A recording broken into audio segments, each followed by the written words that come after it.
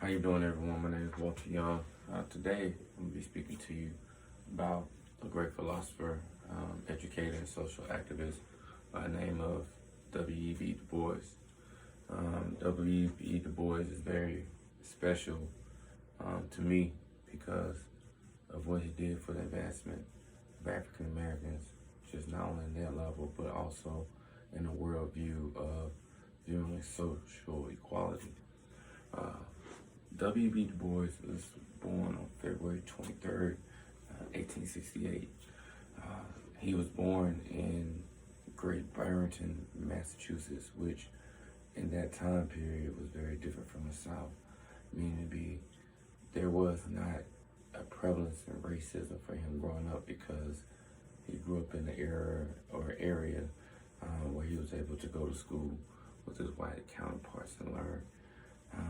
From there, he grew into a well-rounded individual because he was able to be allowed to have education. But when he went to school at Fisk University in his undergraduate in Nashville, Tennessee, that's when he first saw racism at its full form. There he saw how black people were being treated, and it helped him develop ideas to be able to kind of change that perspective or change the outlook on the worldview of this.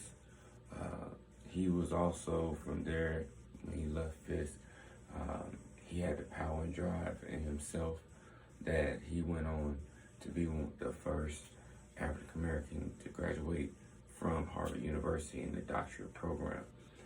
That was very special because not only did he do something that was not seen as normal at the time, but he was able to get to a point where he was able to move in the right perspective.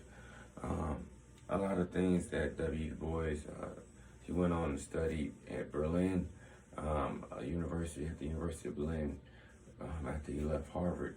But the thing was, when he got there, he learned coming back worldviews that would help, because the idea that social equality was needed in order to be able to advance everyone.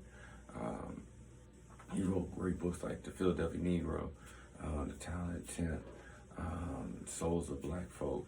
These books were very prevalent because they helped shape what his viewpoint was and how he was able to voice that to others. The biggest thing that W. Du Bois brought to the table was his view on socialism and how that we could be able to all be equal and receive the same amount of building.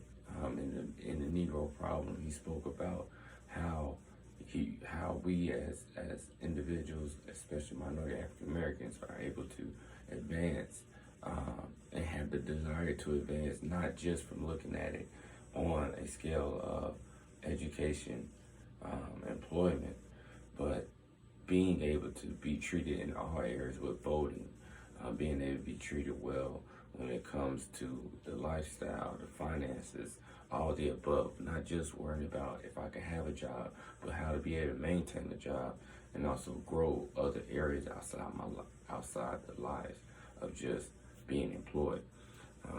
One big thing was that made W.B. Du Bois famous was whenever he had a disagreement with Booker T. Washington. Booker T. Washington was famous for the Atlantic Compromise when he wrote at the time, which said that black folks should sacrifice the superior positions of being the managers and just in those things and hold a political power, but instead using our abilities to be able to just have a job and maintain that. But W.B.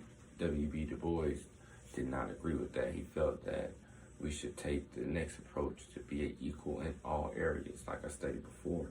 So this was a big thing for him to be able to stand up not only to America, but to another African American, that viewpoints limit the growth of African Americans as a whole. One big thing that he then went forth to do was co-found the NAACP, the National Association for the Advancement of Colored People, which allowed a voice to be heard, to be able to stand for injustices that does not bring equality for all. W.E.B. Du Bois was a great educator, a philosopher. His impact on the world, even in the international level, is grand. And I am blessed to say that as this month, which is African American History Month, goes, he shall always be remembered. He will always be remembered as one of our leading founding fathers of civil rights.